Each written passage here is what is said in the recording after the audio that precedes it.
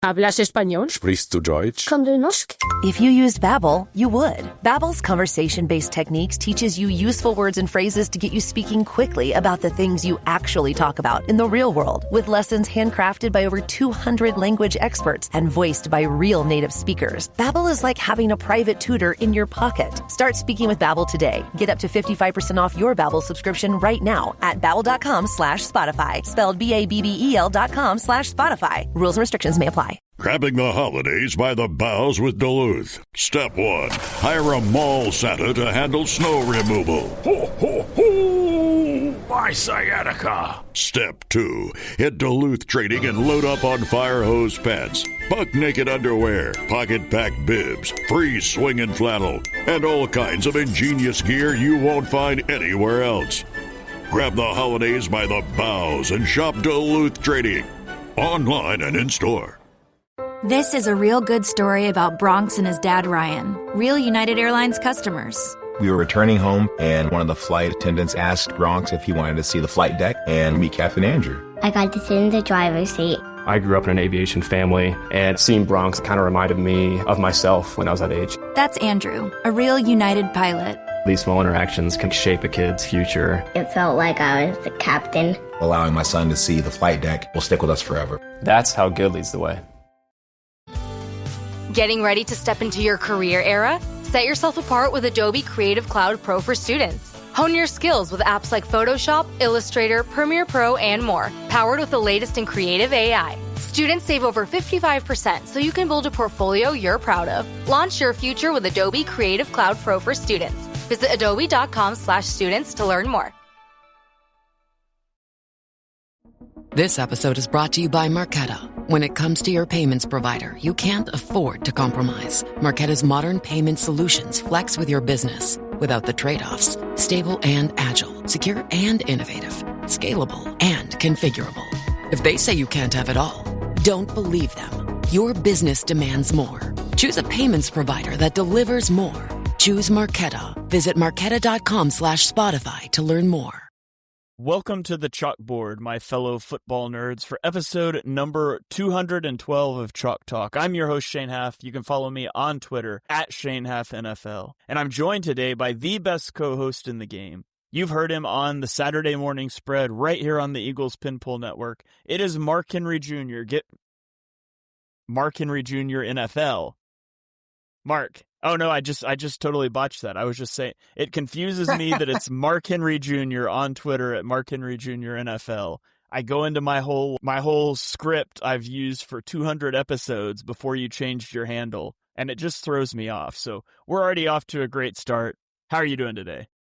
I'm doing well. This would normally go in the final thoughts, but Tuesday as a fan of Notre Dame, a team in the college football playoff mix, Tuesdays have become a little bit of a holiday here towards the end of the year, checking each Tuesday rankings. And Notre Dame got ranked 9. Oklahoma got ranked number 8, by the way. And I'll say I've defended what the committee has done all year on Notre Dame. I do not understand Notre Dame over Alabama when Alabama beat Georgia and our best friends USC, but I'll take it. So that's what I've been thinking about for the last hour. Yeah, Alabama just can't get over that Oklahoma hump 2 years in a row. You guys own them. Apparently. You own them. It's great.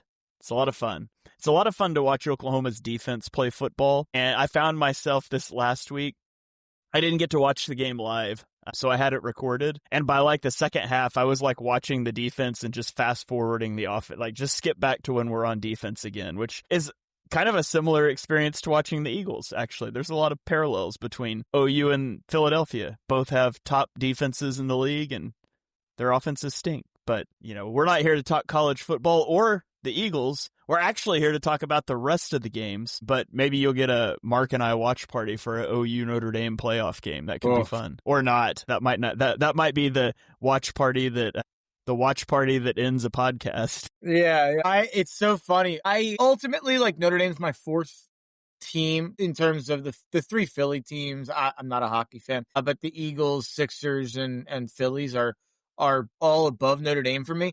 Weirdly, I'm crazier though during Notre Dame games than I am Eagles or Phillies games, which I care about much more. There's something weird about me that I get bizarrely upset and angry during Notre Dame game. Maybe it's because I don't have as many friends or family in my life that are diehard Notre Dame fans with me, where Philly fans, when it's agony, you're living with so many of us, it feels like. So it's like more of a communal thing. I don't know what that is. I'll go to a psychologist for that to figure that out sometime. Yeah. Well, let's dive into this week 11 action. And there's a lot of close games this week. In fact, we're going to start off with back-to-back overtime games from the Sunday slate. And so let's go first to, neither of them, I guess, are particularly fascinating overtime games, but they were still overtime games. So you get Washington at Miami in Madrid. Europe's getting a lot of good football games this year, but the Dolphins win this game 16-13, and it is their second straight win. It's their third win in 4 games. And so, not long ago we thought, and I still think McDaniel's going to get fired, but not long ago we thought that would happen mid-season, and all of a sudden they're showing signs of life. So with the Saints and the Jets up next, by the way, they have a good chance to win both of those and get to 6-7. And so it's kind of wild to think about that's where we're at with the Dolphins. No. I will be making no hand gestures. I said 6 and 7, Mark.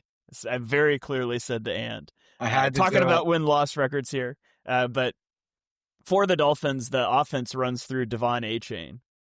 He was 21 for 120 as a rusher and 5 for 45 as a receiver. I think Washington's going to look back at this game and see it as a game of missed opportunities, which is a good microcosm for their season, missed opportunities.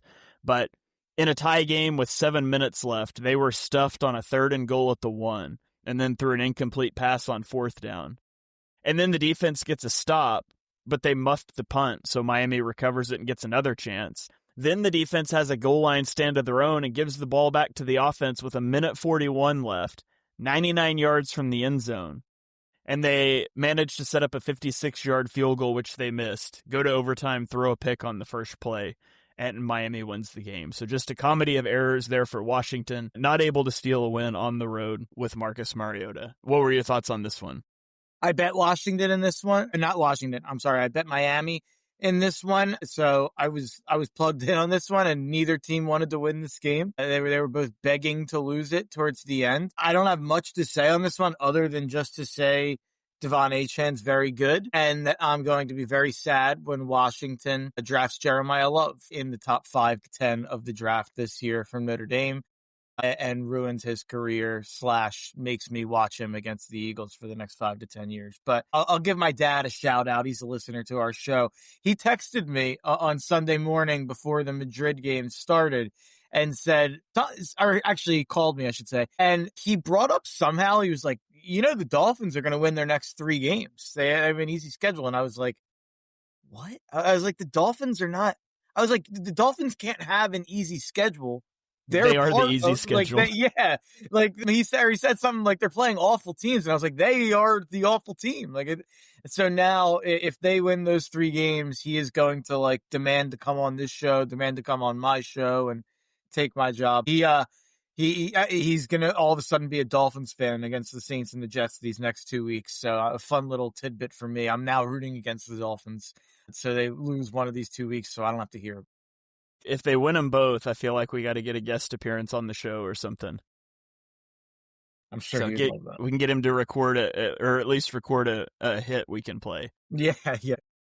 All right, well, let's go to the other overtime game, Carolina at Atlanta. Carolina wins 30-20 overtime, and Bryce Young threw for a career-high 448 yards and 3 touchdowns against the Falcons, and that was all after being injured in the first quarter and given a questionable-to-return tag. But I don't think he even missed a snap, and he turns in this performance, and that's not just a personal best, but it's a franchise record in passing yards. So Cam Newton no longer the single-game leader in passing yards for the Panthers. Bryce Young led a go-ahead drive at the end of the game, but the Panthers promptly gave up a field goal to send it into overtime, where they did end up winning.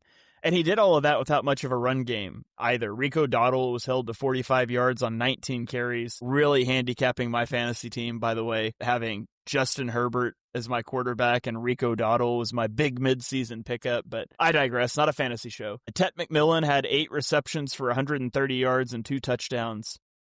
So good performance for the Panthers, who find themselves only a game out of first place in the division, I believe now. And on the Atlanta side, just disaster. Michael Penix Jr. left this game with an injury. It has since been announced that it was a season-ending injury. And by the way, don't forget the Falcons traded their first-round pick to the Rams this upcoming draft. So congratulations to the Rams for getting a top 5 pick from a dumb team that traded a future first for not a quarterback. And then on top of all that, Drake London also got hurt in this game, who is also on my fantasy team. So it's Armageddon for my fantasy team, but Drake London at least is not expected to miss significant time. But it's not that the Falcons really had a shot to win the division, but the Penix injury is almost even worse because this is a guy who basically didn't play as a rookie, and now his season ends halfway through, and so it's just going to cost him all those development reps, which, again, Penix, major injury history in college, too, as Brett Eclipse is pointing out now, and that was always a concern with Penix as well. Older prospect, injury prone, and now he's got another major injury, so really, really bad feeling for the Falcons after this one. Yeah, I mean, this season's over. You're looking towards next season, and you don't have the pick to look forward to. It's they're in one of the worst positions in the NFL, pretty point blank. Maybe the worst position in the NFL. You don't have your GM figured out. You don't have your head coach figured out. You don't have your quarterback figured out. And you do have some talent on the team, so maybe that saves it from being the worst. You have Bijan. You have Drake London. You have a couple pieces on the now in terms of pass rushers that you got in the draft and a couple of young guys on the defense. But it's hard to fathom, like we talked about last week, that you spent all that money on Kirk Cousins and you drafted Michael Penix, and now going into next year, you feel good about neither. With no first-round pick, I'm sure they're not doing well in terms of cap, in terms of trying to – I'm not aware, but I'm sure they don't have a lot of money to go get a quarterback. And I also don't think that there's going to be quarterbacks available to go get in terms of free agency next year. So it seems like Atlanta's going to have to run back the Penix thing, which is, it's even harder because it's harder to give up on him now when you don't have quite as many games. He's only started probably 10 total games at this point, or 11, 12 total games, whatever it is, with the couple he started last year. So it's just developmentally really brutal for Atlanta. Do you fire your coach in Raheem Morris and hand a new coach this kind of 1-year Band-Aid at quarterback? And it just feels like since Matt Ryan left, Atlanta's just been cycling quarterback coach situations to try to figure it out. And, I don't know what to do if I'm the Falcons at this point. Yeah, they could get out of the Kirk Cousins contract. They will. It'd be $35 million dead cap, which I'm sure they will take after this season's over. They can post June 1 him and get it to $22.5 million for 2026. But yeah, I don't know. He's not the solution. You hope Penix is back, but Penix hasn't looked great either. But yeah, I'm sure they're going to they're going to run it back with Penix. They're not going to have another option. They don't have a first round pick.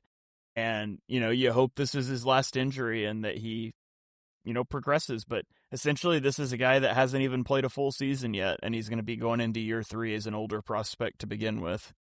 And then on the flip side, on Carolina, and on the positive side, a guy who I had ranked 4th overall on my big board last year, and I believe you had him 11th, Dives had him 5th, and our average was 9 for the consensus on Tet McMillan, who is an absolute stud. He is 6th in the NFL in receiving yards. And you look at the guys ahead of him, guys like JSN, who have had Sam Darnold slinging it all year, George Pickens, who has Dak, Jamar, who had some Burrow, and he's Jamar Chase. Puka had Matt Stafford. Tet is up there with Bryce Young. Tet McMillan has more receiving yards than guys like Justin Jefferson, Amon-Ra St. Brown, and plenty of others. He is, I think, pretty quickly going to have to be kind of talked about in those top 10 to 15 conversations, not this year, but within the next couple of years. And the fact that his I guess he ended up going 8th, so he didn't really slide down the draft, but all the draft nerds out there who had him 35th, and we're trying to say he shouldn't go in the first round, or you had him wide receiver 8 on your big boards. And people saying he didn't care about football, like all that stuff. The Ted McMillan draft discourse was so dumb, and I want to remember that, going forward when we have the next guy who gets picked apart in the way that Ted did. Yeah. Ted's been good. Like you said, really great game for him. Catches the 2 touchdown passes. And I mean, we kind of talked about coming out of the draft that we thought one of the big winners was Bryce Young, because he got this guy that we both thought was going to be a really good wide receiver to kind of help him in a make or break year. And I would have called it a break year for Bryce Young. And of course, he's doing the same thing he did last year, where he's maybe going to string together a couple good games now to make you rethink that. And maybe that's just the trajectory he's always going to be on. But they definitely appear to have got a good one in Ted McMillan. So, all right. Anything else on that game before we move on? No, nothing for me. Okay. Let's go to Buffalo. Tampa Bay at Buffalo. Buffalo wins 44-32. It started bad for Josh Allen. He is intercepted at his own 5-yard line on his second play of the day. But the Bills' defense held the Bucs to a field goal, and Allen rebounded to have a career day. He ends up throwing for 3 touchdowns. He rushes for 3 touchdowns. It was the second game of his career with 3 rushing touchdowns and 3 passing touchdowns. And this was with Keon Coleman on the bench and Dalton Kincaid injured. And so this is a team that has had a really difficult time getting weapons around Josh Allen. They spent a first-round pick on Dalton Kincaid. They traded out of the first round, but just back a couple spots to take Keon Coleman. I think it was 33 overall. Maybe it was 34. And he's benched now. But Josh Allen just continues to produce. And it was an awesome day from him. The Bucs had a good performance from the running backs, especially considering Bucky Irving was still out. Sean Tucker had 106 yards and 2 touchdowns. He also added 34 receiving yards and a receiving touchdown. Rashad White had 51 yards on 10 carries, so good production from the run game. And this was a back-and-forth game, and then Baker threw a third-quarter interception that kind of changed the tide of the game. He later had a fumble in the fourth quarter, but the Bills just continued to score and score and score some more. And it's hard to compete with that, especially when you're missing as much as Tampa is. So the Bucs dropped to 6-4. This is their second straight loss. And at this point now, they only lead the Panthers by a half a game for the division. Yeah, I'm not worried about that. I think Tampa will take care of business there. They already beat Carolina once this year. I think so, right? Didn't they? Yeah, I think they did. I have to I'm check. wrong. They played them twice. So even more, like Tampa's gonna, I think at very worst split that. But I think they'll take care of business there. And I actually think people are too down on Tampa in general right now. If you look at power rankings, kind of really reacting to this game, I know the call had them like 12 or 13 overall in power rankings. And I don't know why I'm willing to give Tampa more grace sometimes and in this game than I am other teams, but you look at the last 2 games, and they lost to the Patriots in a close game, and they lost to the Bills in Buffalo in a game that had 9 lead changes. So, I think there was midway through the fourth quarter, I was saying this was like the game of the year so far. It was so fun to watch up and down. Tampa was running the ball really well. Buffalo throwing it all over the place. Josh was so fun to watch. And I'm not going to kill Tampa for losing to what I think might be the 2 best teams in the AFC in the last 2 weeks, especially when you look at all the pieces they don't have. Tampa, to me, is shaping up to eventually be the team that kind of puts it together. And by puts it together, I mean plays after next week, plays the Cardinals, Saints, Falcons, Panthers, Dolphins, and Panthers. So I think that we're picking the Bucs apart. You look at all the games that the Bucs have played in the last 7 weeks. They've played the Eagles, the Seahawks, the Niners, the Lions, the Patriots, and the Bills. That's 6 playoff teams right there. And they've lost what? They're 3-3 or they're 3-4 in that stretch. But that's not the worst thing you could be. And now with this easy stretch coming up, you have this Rams game next week, but after that, the schedule eases up at the same time that they'll be getting Bucky Irving back. They'll be getting Mike Evans back. They'll be getting pieces on the O-line back. I'm kind of buying stock in Tampa right now as a team that I think we're going to feel a lot better about come, Christmas time, come New Year's. I think we're going to feel a lot differently about Tampa. Tampa's going to be ranked, fringe top 5 in those power rankings by then, instead of being fringe top 15 where they are in some power rankings right now.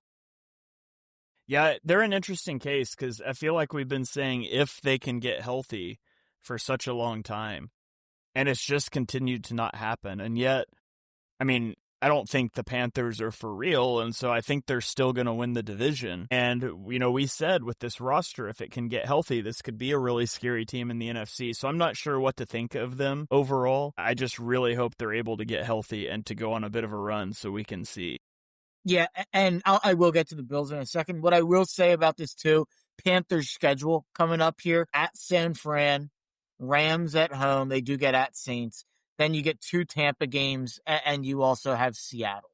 Whereas Tampa has the schedule I just read with the Dolphins and the Falcons and 2 Panthers games and the Saints. Like, I think it's really, really unlikely that becomes up in the air. But I am buying that. I think Tampa probably ends up going 12-5, 11-6. And I actually think that they're a live dog. They're a 7-point dog in LA on Sunday Night Football next week. I actually think they could win that game outright. We'll talk about the Rams when we get to that game. Flipping it over to the Buffalo Bills. The Bills are the Bills, like Josh Allen is a stud, and Sean McDermott has a fatal flaw in his defense that feels like we can look at it in the eye in week 11 and say this is going to kill your season. And I feel like that's happened in the past, and it's been right in the past.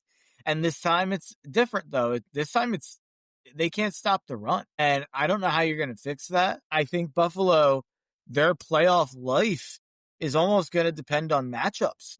And you'd think normally that would be, you want to avoid Patrick Mahomes. Maybe you want to avoid Drake May. It almost seems to me, if you're the Bills, you'd want to avoid, the Colts with Jonathan Taylor. You might want to avoid, the Ravens if they can get right here. Yeah. It's interesting with the Bills that I think that I don't see them stopping the run getting any better.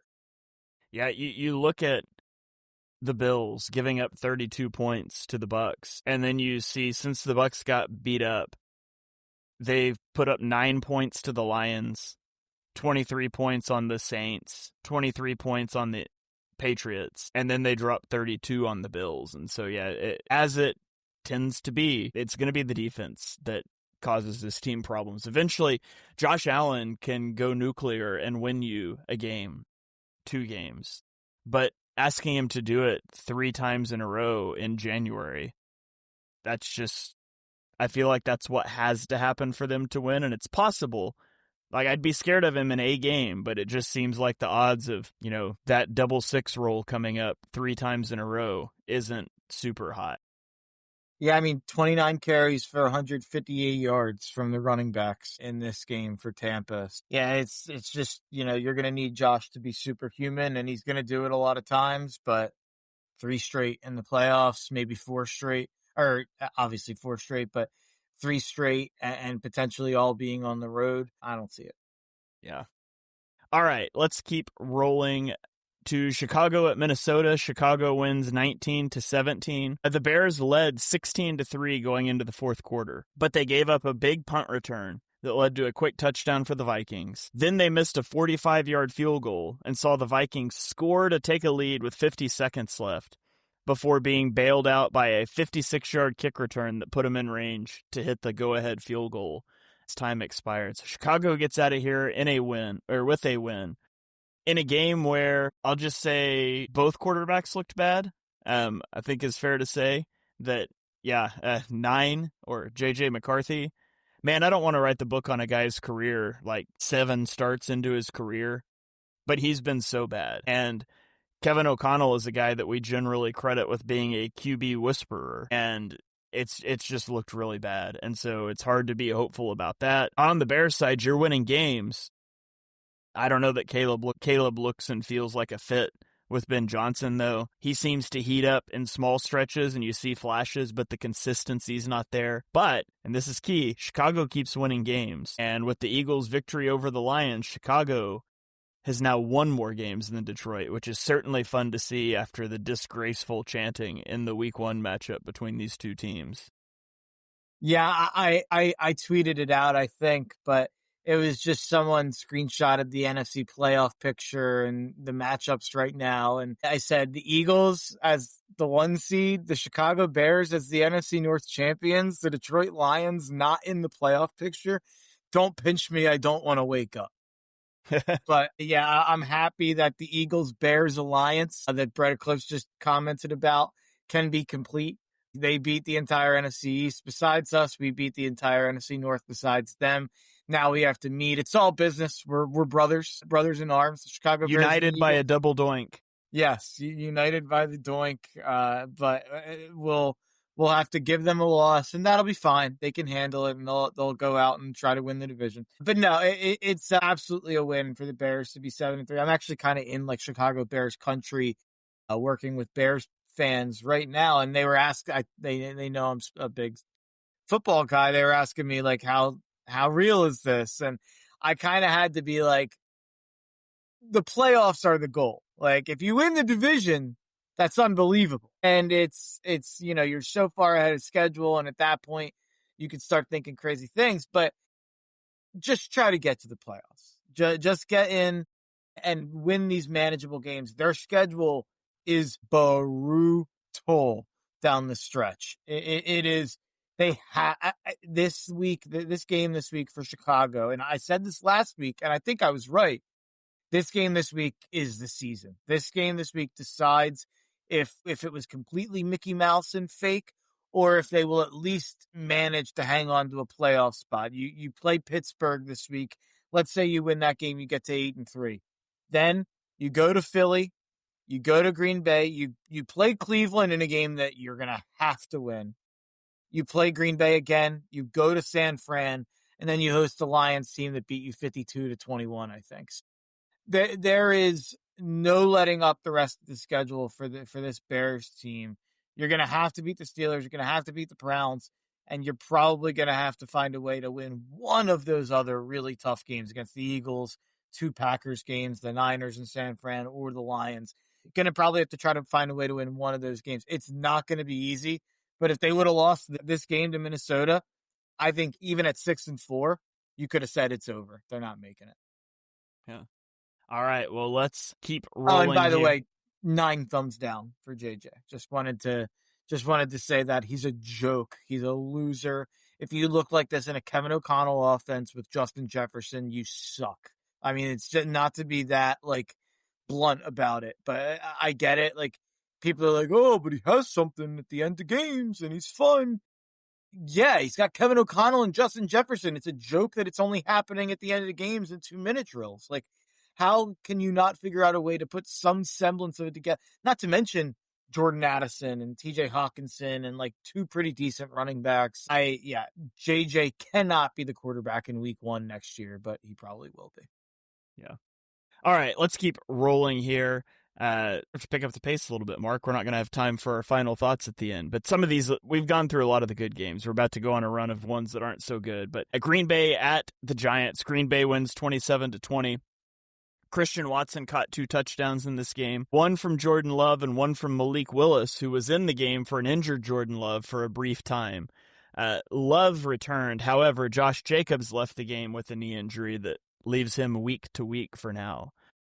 And the Packers offense just continues to have issues. The wide receivers had 4 drops on the day, but Luke Musgrave had one of them. But pass catchers, I should say, had 4 drops on the day. The drops weren't limited to the defense. There were also at least 3, maybe 4 Jameis Winston passes that hit Packers defenders in the hands that got dropped. Jameis did finally succeed in turning the ball over, though, throwing an interception in the end zone with 40 seconds left while trailing by 7. Then the defense got a quick 3-and-out, and then Jameis fumbled on the next play. So the final 2 plays of Jameis Winston were both turnovers. Meanwhile, the Packers have allowed 20 or fewer points in 7 of their 10 games this season, which is the first time they've done that since 2010 when they won the Super Bowl. So the defense has been good. The offense needs to be better. They need to clean some operations up, but I think this is still a football team that can be dangerous in January. What are your thoughts on this one?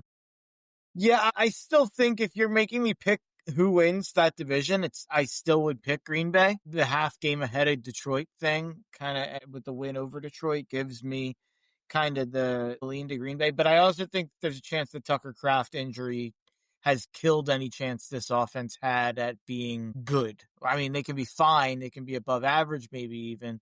But I think any hope we had at Jordan Love being like a fringe top 7-ish guy and kind of elevating this, and you have Josh Jacobs, good O-line. You don't have the weapon. And you mentioned drop passes. That's what's going to happen when you have 9 guys catching 15 passes. They only completed 15 passes and they went to 9 different guys. And when you ask that many people to have a part in the offense, some people are going to let you down as opposed to, having 2 or 3 receivers and a tight end and maybe a running back. But Green Bay doesn't know what they have. So they kind of have to use every little piece that they have because they don't really have any one huge guy to rely on. The Giants outplayed them in this game. They also had like double the penalty yardage, obviously 2 turnovers, and Jalen Hyatt didn't run a route at the end of the game on that Jameis pick. Really weird stuff at the end of the game. But this game made me feel worse about Green Bay, honestly, than better. I will say Jameis looks skinny. I don't know if that's not really actionable thought or really anything beyond just me saying. Thought Jameis looked skinny. Good for him. Yeah. Abdul Carter also benched for the opening series in this game for sleeping through a meeting, per team sources, which he came out and denied today and said that he was in recovery, not sleeping, which is definitely something I'm going to use in the future. So just file that one away, those of you out there that sleep at work. He's a weird guy. Just file that away for the people out there. Like, he was injured last year at Penn State and was like tweeting Star Wars videos as updates on his injury, and then got mad when got asked about it in the media. He's a weird guy, and there was some weird stuff with him in the draft process, if people remember. I think his dad kind of trying to handle his draft process and some stuff. There's some weird stuff with Abdul Carter. He's a little Kayvon Thibodeau-ish, I would say. So then he gets drafted by the Giants and gets to learn from Kayvon. I would say that probably didn't help that, but yeah, weird guy. Yeah, for sure. Okay, let's keep rolling. Houston at Tennessee. Houston wins 16-13. I mean, this was a battle of backup quarterbacks. This was a battle of a backup quarterback against a 1-win team that, despite the fact it was close, doesn't really interest me at all. So, all I'll really say about this one is that Nico Collins continues to emerge as he plays with Davis Mills. And that's something CJ Stroud has to figure out how to do when he gets back, get the ball to Nico Collins. But I really don't have much on this game. Is there anything you want to talk about with Texans or Titans? I mentioned the Falcons being in the worst spot in the league. I think you could say that the Titans are easily the most talent-poor team in the league. And then you are stuck with Cam Ward, I think, for another 2 years probably. So I think you can make a strong case the Titans are the worst team in the league. A more situation going forward. But Texans are 5-5. I guess they're in the playoff mix. They're not. That's all I have to say. Yeah. All right. Cincy at Pittsburgh. Pittsburgh wins 34-12. 1 minute warning. All right. I can do that. Joe Flacco might have gotten the best of the Steelers in his Cincinnati debut, but it didn't happen this time. He was largely contained. He even threw a pick 6 as the Steelers rolled through this one. Aaron Rodgers did not play in the second half with an injury that we found out later is a fractured wrist, that it's his left wrist, and apparently he's pushing to play through it, so that's something to keep an eye on. But Mason Rudolph played in the second half and went 12 of 16 for 127 yards and a touchdown. No sacks, no turnovers. Kenny Gainwell had 24 rushing yards and 81 receiving yards with 2 receiving touchdowns. But the real storyline out of this game is Jalen Ramsey getting ejected for throwing a punch at Jamar Chase. He said after the game that Jamar Chase spit on him, which Jamar Chase denied like a moron that didn't realize there are hundreds of cameras at an NFL game capturing every possible angle. And in fact, he did spit on him. And so Jamar Chase has been suspended for the upcoming game. I do have a question for you, Mark. Had Jalen Ramsey shoved him instead of punching him and just gotten flagged or something and not ejected from the game, do you think Jamar Chase would have been suspended for the next game? Yeah, I think they set a precedent with Jalen Carter. Well, but I mean, I guess technically they kind of tried to phrase it that since it happened before the game started, that served as his 1-game suspension. Yeah. But yeah, I was curious how that would have been handled if it hadn't resulted in a Ramsey ejection. But yeah, just complete tomfoolery, we'll say.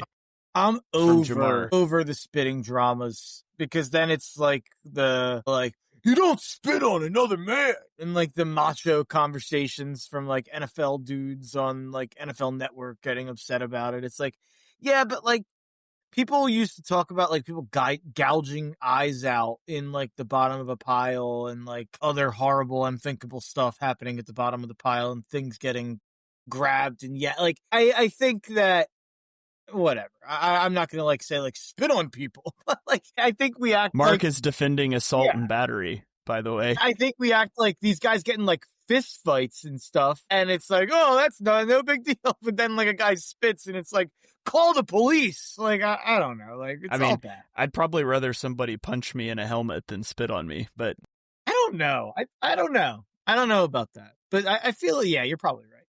And the helmet factor is good. Yeah. I always think people that punch somebody else in a helmet are pretty stupid. Yeah, it's dumb. Yeah.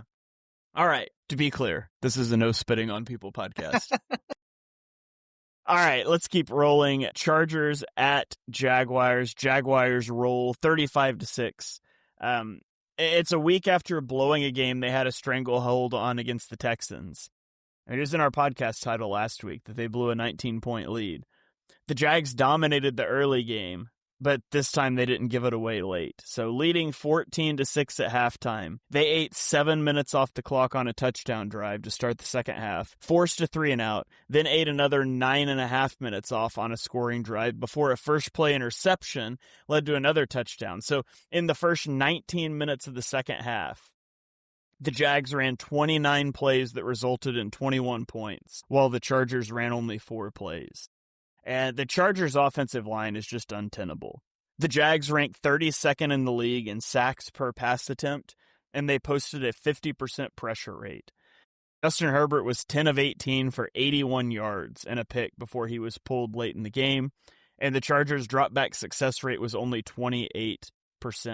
And somehow now I'm seeing my J.J. McCarthy and Caleb Williams notes ended up under this game. And I knew I wrote things about their stat lines and things. But that ship has sailed. So I'll throw it to you, Mark. I have no idea what happened here, but thoughts on Chargers, Jags? 35 total yards for the Chargers. And it's just such a shame. The O-line has ruined their season. Joe Alt and Rashawn Slater go out, so you're on your third and fourth tackle. Mekhi Becton has apparently been doing a Lane Johnson impression in L.A., where he kind of plays every game but misses most of it. But I guess the difference is he's been terrible when he's played even. So he was supposed to fix kind of the interior there. And I think I still think if this team had Joe Alt and if this team had Rashawn Slater, I think they'd be the best team in the AFC. And I think I'd be picking them to win the AFC. But I think that has ruined their offense, and the offense not being able to move the ball whatsoever. I mean, they had 8 first downs in this game to Jacksonville's 30. I think has destroyed any hope that the defense had at maintaining what they were doing early in the season. I don't think all of a sudden that Jesse Minter's an idiot and that the Chargers defense is bad. I think that they're giving up the average field position where the other team's getting the ball on the 45. So it's pretty hard to do anything when the offense is this incompetent for the Chargers. And I hate to say this, and if I was a Jags fan hearing this on a podcast, I'd be like, are you serious? I didn't take anything away from this game to be like, oh, Jacksonville did this to the Chargers. It felt like the Chargers did it to themselves. Yeah. Yeah, I don't necessarily disagree with that. So, okay, let's go into the afternoon slate. The banner game was Seattle at the Rams, and the Rams win 21-19. Sam Darnold threw 4 interceptions in this game, but somehow the Seahawks still found a way to have a shot at the end. They didn't make it. They missed a 61-yard field goal as time expired, but they could have won this game. And so on the one hand, you could say that makes you feel better about Seattle because Sam Darnold had a terrible game. And you don't expect that from a quarterback that's played pretty well. It's probably not going to be that bad again, and they still made it close against an 8-2 team. But I honestly kind of look at it as a negative for both teams. Sam Darnold is still a guy that I don't trust. And then the Rams could only put up 21 points in a game where they recorded 4 interceptions. And granted, it's a divisional game and weird stuff happens, but still. The Seahawks shut down the Rams' heavy personnel offense. They only gained 2.7 yards per play out of 13 personnel. And so there's a chance now Mike McDonald has put the blueprint out on that. And that's just not going to be as effective anymore, which is what has really driven the Rams' success this year. So, I mean, after the first quarter, the Rams had 8 drives for 101 yards. So, I feel like there's a way you could walk out of this game feeling better about both teams. If you talk about Seahawks defense almost overcame the Darnold meltdown game, and the Rams defense was awesome. They really got to Darnold, but I kind of just look at both of these offenses instead in the negative lens, and I'm just like, what are you guys doing out here? And I'm not sure. I think it makes me trust both of these teams less. Yeah, I 100% agree. And my big kind of take from this game was that both of these teams scare me less than they did for the Eagles than they did before the game. I am coming out of both this game lower on both of these teams. The Ryan Russillo meme, I actually came away less impressed with both teams. But Seattle and LA, you look at the fact that Seattle had to turn the ball over 5 times in LA, and they still had a chance to win the game on a 61-yard field goal. Normally I would say all that and say, wow, Seattle played a road game. They went to LA and all of this happened. They had 5 turnovers and they still almost won the game. Normally I'd say like, man, that proves that Seattle's just as good as we've been saying and that they're a true, legit Super Bowl contender. But what's the thing holding us back from saying that, Shane? What happened last year with Darnold? So how am I supposed to say, oh, okay, last night's just a blip on the radar and that's not something to be worried about come playoff time, when we saw that happen come playoff time last year? So normally I would look at this game and say Seattle's just as good as we thought. Perfect otherwise, other than the turnovers. Turnovers are luck-based most of the time. That'll regress positively to the mean. But we've seen it from Sam Darnold before at this point. So how am I going to say that about Seattle? And then on the flip side with the Rams, they're supposed to be this dominant team that's so far above everybody, and the only losses they have are these unlucky losses to San Fran on Thursday and then the Eagles blocking kicks. Yet they only won this game because of turnovers. Like we just talked about, 5 turnovers and you win by 3 at home and because of a missed field goal at the end.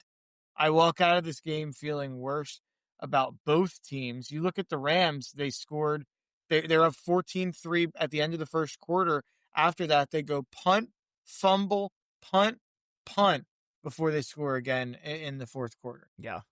And then 3 more punts following that, by the way. Yeah. Well, let's go to the other teams in the division then. San Fran at Arizona. San Francisco wins 41-22. 49ers offense played really well. You get Brock Purdy back. They scored on 8 of 11 possessions before kneel downs. And it does always help to get a kick return to the 1-yard line to start the game. By the way, you're so mad if you're that guy. Opening kickoff, you return it to brutal. The 1-yard line. But Brock Purdy was 19 for 200 yards and 3 touchdowns. George Kittle got 2 touchdown receptions. Christian McCaffrey had a receiving touchdown and 2 rushing touchdowns. Purdy did have a couple iffy balls that probably should have been picked, but overall I would say he looked good. And on the Arizona side, it's another team I just don't have much to say about, but I will say committing 17 penalties on the day, setting a franchise record.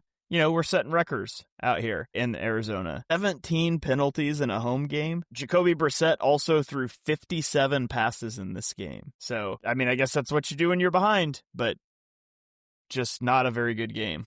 Do you know what else Jacoby Brissett did in this game? What?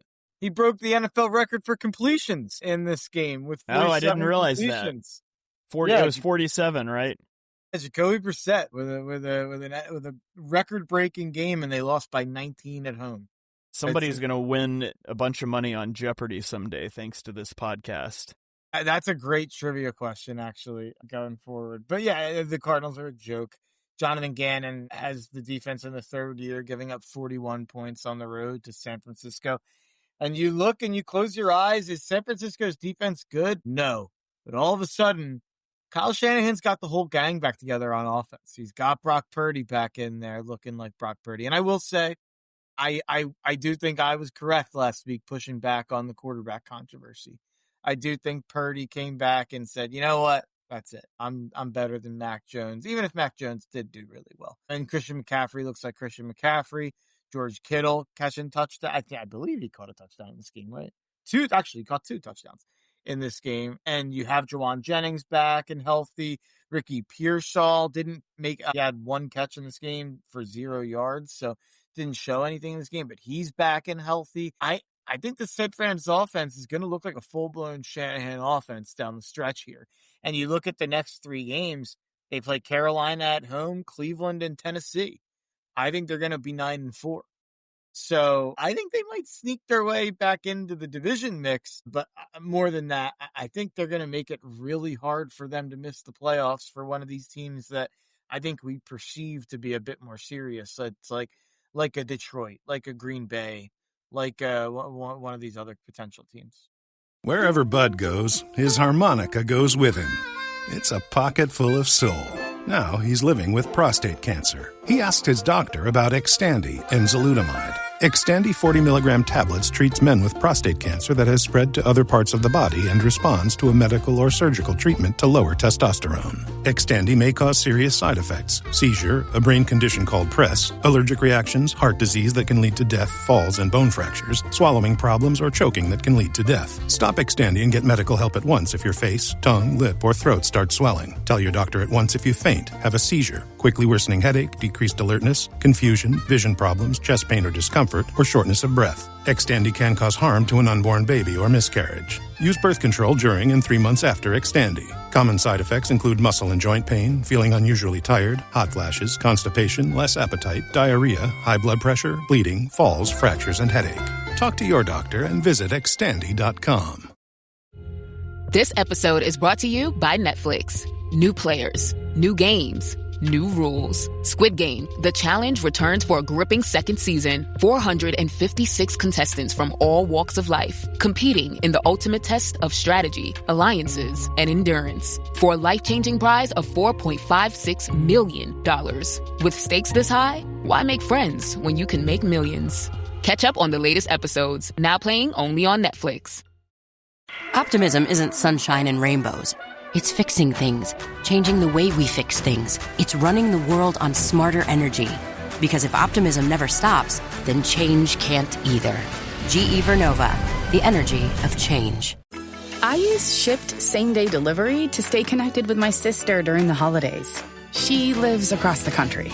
Shipt has tons of stores to order from. Groceries from Albertsons, crafts from Michael's, even pet supplies from PetSmart. The list goes on. So when we have long-distance movie nights, I turn to Shipt to get face masks, snacks, and everything else we need delivered to her and to me same day. Download the app or visit Shipt.com. That's SHIPT.com. You don't technically need this car. You say that out loud to yourself. You say, I have no space. You say, I'm just looking. Then you click. Then you zoom in on photo number 87 and whisper, oh no. Then you text a friend, the one who always enables you. You say to yourself, this is the last one, knowing it is not. You don't need this car. But maybe, just maybe, This car needs you. Bring a trailer. It's never just a car. Yeah. All right. I had a comment here from Brett Eclipse asking about if pass rush, just skipping back real quick, is Darnold's kryptonite. And it's basically any time that you're just pressured, he's going to fall apart. The only quarterbacks with a worse EPA per drop back when pressured this season are Joe Flacco, who is old and been on his 5th team in 5 years or something. Yeah. Geno, who's just bad. Awful. Cam Ward, who is maybe bad, but for sure on a bad team. Well, he's definitely bad right now. Yeah, Aaron Rodgers, who's washed, and Mac Jones, who is a backup. So yeah, I'm surprised Darnold Mac's on that list. is just really bad. So when he's pressured, if he's kept clean, which is one of the reasons they don't really scare me for the Eagles, because with the Eagles pass rush now, I just kind of feel like Darnold will be rattled all game. But all right, Jared let's Goff go. Huh? It would just be Jared Goff part 2. Yeah. Baltimore at Cleveland. Baltimore wins 23-16, but it took them scoring on 3 straight possessions in the fourth quarter to do it, which isn't exactly where you want to be against the Browns. Their game-winning touchdown came on a 4th and 1 tight end sneak that turned into a tight end sweep for a 35-yard touchdown. So nice little play to dial up there. Big play that wins the game. Dylan Gabriel left the game at halftime with a concussion. And Shedeur Sanders got his first action, going 4 of 16, throwing a pick and taking 2 sacks to end with a 2.4 QBR. But I don't know if you saw it, Mark. Josina Anderson was just lauding the incredible timely pass that he made to convert a 3rd and 10 that was a wide open drag route. Against all odds. So, yeah, I will say, you listening to this podcast likely could have made that throw because, again, it was a wide open drag route, the easiest pass you could make in the NFL. But, somebody's getting some nudging under the table from dad maybe to, do some stuff there. But, he's not the first person that struggled in his debut, and he won't be the last, but that's just embarrassing. It's an embarrassing look for NFL media members to be doing that. He's not the only person that struggled in this game. Lamar struggled in this game, too. He went 14 of 25 with 2 picks and 5 sacks. So, of course, he was facing Myles Garrett. So, but still, the Ravens do get out with the win, and they continue to surge towards the playoffs. Not to make a Lamar playoffs joke, and I have no interest in making one of those jokes, but it is, that's one of the worst games I've ever seen Lamar play in the regular season. In any game, the way he was handling pressure from Myles especially was just, it felt like he forgot he was Lamar Jackson and that he could run away from pressure or that he could move in the pocket a little bit.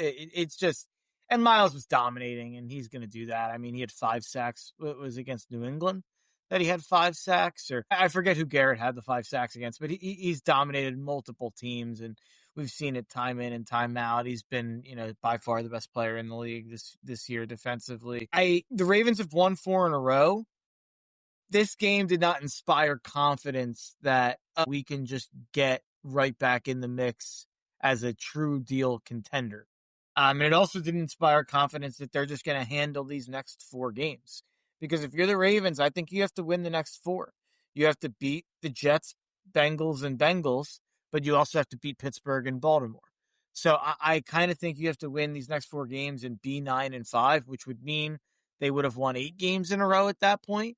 And at that point, I'm sure I'll feel better about it. But after this game, I kind of thought I would be the one kind of early in this run being like, let's put Baltimore right back in the mix as contenders. But that was a horrible, horrible offensive performance. Yeah, it was. I feel like there's always a little bit of a willingness for me to discount weird results from a divisional game.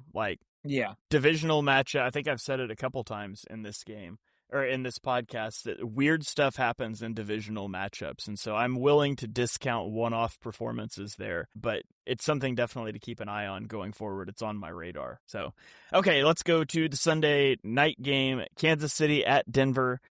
Kansas City loses 22-19. The Broncos now have a 4-win lead over the Chiefs. They've also got a 2-game lead over the Chargers, but the Chargers aren't going anywhere. So honestly, congratulations, Denver, for winning the AFC West. I think we can call the race here. Kansas City took a 19-16 lead in the fourth quarter, but then the Broncos held the Chiefs to back-to-back 3-and-outs while kicking a pair of field goals to win the game. Rashee Rice and Travis Kelce both had drops. Mahomes threw 2 interceptions. One was a pick six that was wiped out by a penalty. The other interception stood. They also committed 10 penalties. The Chiefs could honestly, legitimately be headed towards missing the playoffs if they don't figure some things out. Now, I don't think that's going to happen, but it's a real possibility as they sit at 5-5. I will also say on Denver's side, they couldn't run the ball in this game, but Bo Nix was 5 of 8 for 156 yards on throws, over 15 air yards. And so the deep passing was hitting for Denver in this game, and it ends up being the major difference. Yeah, I mean, this is just like the story of the AFC this year is that you're going to have to pick one of the new kids on the block to not be surprised if they go on a run. Because I think the I don't even know what the word for it is, but what a lot of people are doing is just saying, well, I'll ignore the regular season. And I think we've even done it on the show a little bit to discredit myself, I guess, but saying, well, KC's just going to be in the Super Bowl anyway, or, it's going to be KC, Buffalo, or Baltimore, or once they figure this out, I'm not picking anybody to beat those teams, whatever it is. At a certain point, when it looks like the 1 seed is probably going to be one of Indianapolis, New England, or Denver, we're going to have to start taking at least one of them seriously. And the odds makers are kind of picking the Colts to be that team. If I was picking, I think I would pick the Patriots out of those 3 as kind of the team I'm the most seriously considering. But you could make a case for Denver, obviously, at this point. With wins over the Eagles, wins over Kansas City, you could definitely make that case for Denver. I think Denver's the team I would make the case for, but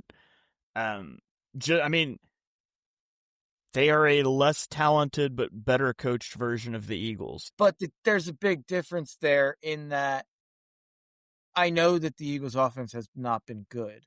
You were last week saying how Bo Nix is not like a starting level quarterback. Yeah, and that's the caveat. And I think so the thing where I ultimately, and I don't think the Broncos are like a true Super Bowl contender, but somebody has to be, and the AFC is weaker. Yeah. And I just think back to like the Peyton Manning Super Bowl for Denver, and he could barely throw the football. Now, obviously, he was one of the most cerebral quarterbacks to ever play the game, but Sean Payton in your ear can do a lot to help out with that too. So if you're by the way, it would maybe be like, to non-fans of either team, Eagles-Broncos Super Bowl would maybe be like the most boring Super Bowl matchup of all time. It'd be like a 6-3 game. It would be like was it Rams-Patriots? Was it the Rams-Patriots Super Bowl that was like 13-7 or something? Be close at least. Yeah. So I think Denver is the team out of those 3 I'm taking seriously. We're going to delete a final thoughts. We're not doing power rankings this week. We were going to do a Super Bowl draft. We're going to save power rankings for next week. We went a little long here. But I'll just say this. Rank the 3 of Denver, New England, and Indy in terms of how surprised you'd be from least surprised to most surprised if they won the AFC or Super Bowl, however you want to phrase it. I'm going to say I'd be least surprised if New England made the Super Bowl, because to me, I just think if Drake May is really just one of the elite quarterbacks and maybe the best quarterback in the sport right now, the way he's playing, I'm willing to buy that, his arrival's just here and he has Vrabel to kind of figure out the rest of the stuff. I would put Denver second because I do think that defense is elite, and kind of similarly, I think Sean Payton's elite. So you give me a great head coach and you give me a defense, maybe Sean Payton can kind of smooth over the stuff, and like he's done so far. Similarly to the Eagles, I think Broncos are second in 3-and-out percentage. He's kind of mined gold enough on those other drives and found the way to get into the end zone enough on those other drives. So I can buy it more with Denver. The one that I'm not buying nearly as much as the other 2, to me, in terms of as a real deal Super Bowl contender, is the team that is currently favored to win the AFC, the Indianapolis Colts. Yeah, I'm just flipping year 1 and 2. But the Colts are 3 because so the Broncos have an elite defense, right? And an elite coach. The Patriots, I think, have an elite quarterback and a good coach. And then I think maybe a great coach. Maybe a great coach. I just hesitate to use the word elite, but great words. I agree. And then you look at Indy, And I think they have a great coach, but I don't think they don't have an elite quarterback. They don't have an elite defense. I just don't see anything that, like, if I'm going to bet on one of those three teams, it's going to be one of the ones that I can hang my hat on. Denver's defense will dominate, and they can get there. Or Drake May will just go nuclear. And the reason I put the Broncos above the Patriots is just, I mean, they've beaten the Eagles. They have beaten some better teams, but you look at the Patriots, and yeah, they did beat Buffalo 23-20 back in week 5. But the rest of their wins just aren't very impressive. They beat Miami, Carolina, New Orleans, Tennessee, Cleveland, Atlanta, Tampa, but that was last week, and they're super banged up, and the Jets. And you can only beat who's in front of you. And, I mean, they do get Buffalo, at Baltimore, week 15 and 16, back-to-back, so we'll see some more then. But they have had a pretty easy schedule, whereas I think Denver has really gone through it. So I trust Denver a little bit more, but I think May is phenomenal. I was willing to go along with the schedule thing with New England. I said going into that Bucs game that it was such a litmus test for me.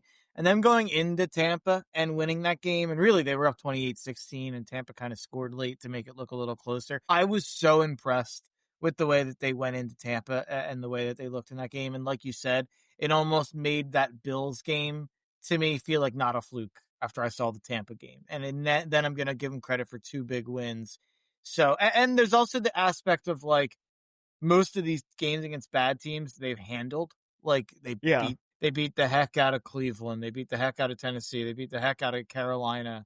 Like, I think I'm actually, like, eye test wise, I've heard a lot, people are calling Drake the schedule May, and the Patriots are kind of being painted with that brush of being as just kind of there because of the schedule. It's a big part of it, but I'm kind of believing in them beyond that. But let's move on to the next game. Yeah. Also, Brett Eclipse asking about Milton Williams. Asked, isn't he out for the season? He's on IR. It was a high ankle sprain, so I would imagine they think he's going to miss 4 games, but that should not be a season-ending thing. They said he should be back. Yeah. So, okay.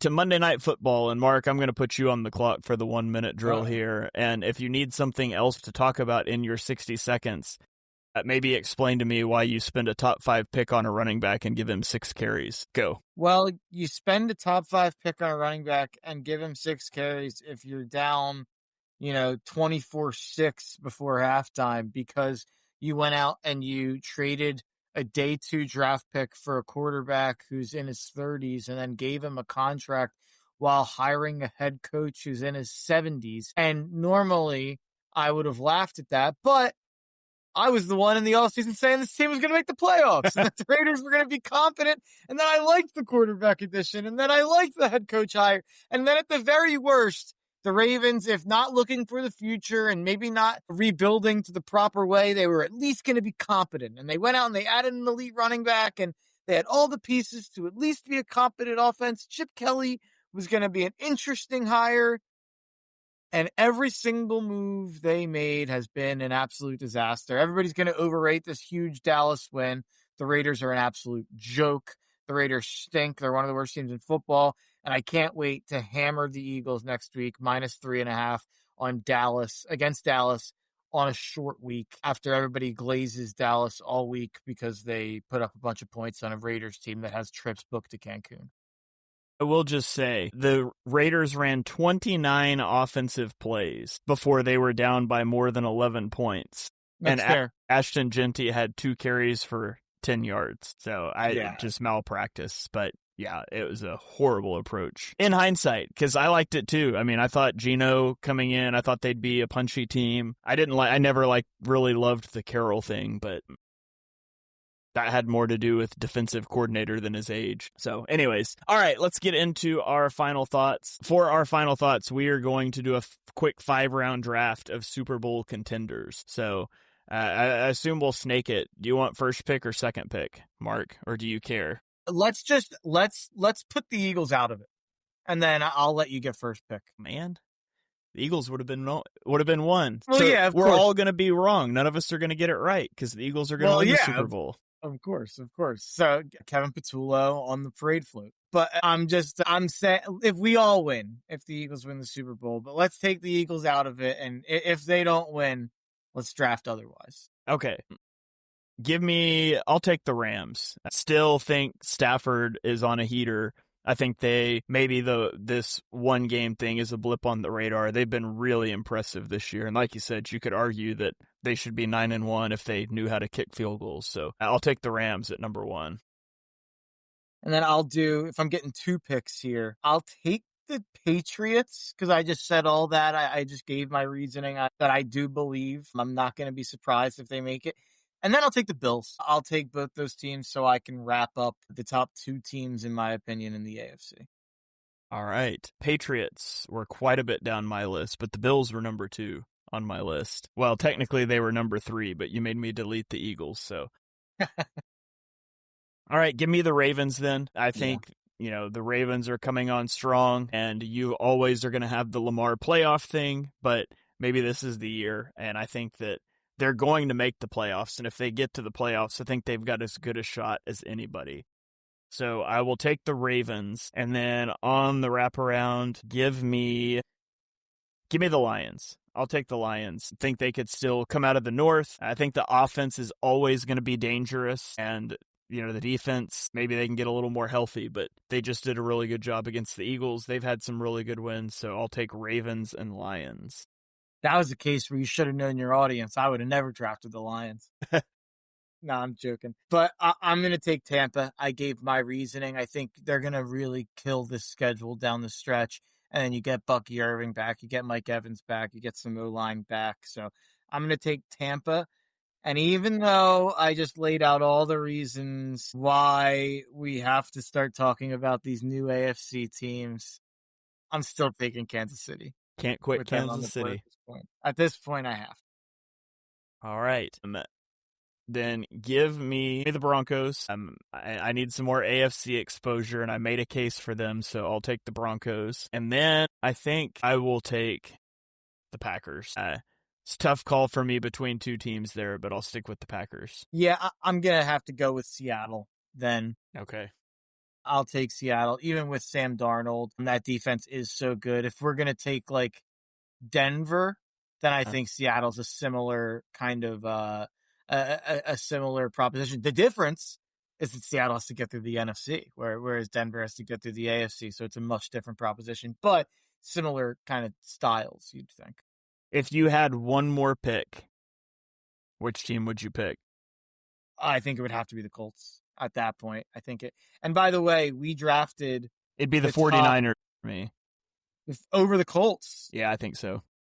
We drafted, if you include the Eagles, 11 of the top 12 teams in terms of odds, but we did not draft the team with the 3rd best odds to win the Super Bowl in the Indianapolis Colts. Wow. I can't believe their odds are that high. That seems crazy to me. Crazy.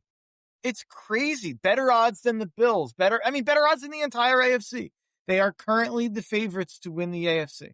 Some Colts fans are going to find this clip when the Colts win the Super Bowl and troll us mercilessly. Hey, I'll give them something else. I can see the Bills, Chiefs, Ravens, Broncos, Patriots all making it before the Colts. So any of the options pretty much, besides the Chargers and the Jaguars and the Texans, I absolutely think any other team that realistically can make the Super Bowl in the AFC has a better chance than the Colts. And they're the favorites, so I'm the idiot. Yeah. Yeah, I don't get it, but maybe they'll prove us wrong, so. And it's also it's not even like they have the clearest path to the 1 seed. If you go look at Denver and especially New England's schedule down the stretch, it's easier than Indy's, and they're both a win ahead of Indy. Denver and New England are both 9-2, whereas Indy's back at 8-2, and that has to make that win up while those teams are on bye in the coming weeks. But I just don't get it. I think New England's going to be the 1 seed, which kind of fuels my belief in New England. All right. Well, that is going to do it. Thank you for joining us for episode number 212 of Chalk Talk. If you enjoy what you heard on the show, and we know that you do, unless you're a Colts fan, apparently, smash that subscribe button and turn on notifications so you don't miss our next episode. know that we'll be rooting for the Colts if it's not against the Eagles, because we like Shane Steichen. We are a pro Shane Steichen podcast here. So the problem with that is we wanted him fired. Well, we wanted him fired so he could save us. Well, yeah. I mean, we didn't maliciously want his job. We want him back. Of course. It's like the ex that broke up with you. You're like, I want him back, right? 100%. Yeah, want him back. So, I wish he didn't find this new hot young thing in Daniel Jones. We are so far off the rails right now. So yeah, Colts fans, we love Shane Steichen. So drop us a 5-star rating. You can just title it Shane Steichen Rocks. You can follow us on Twitter. I am at Shane Half NFL. Mark is at Mark Henry Jr. NFL. And we will catch you guys next time.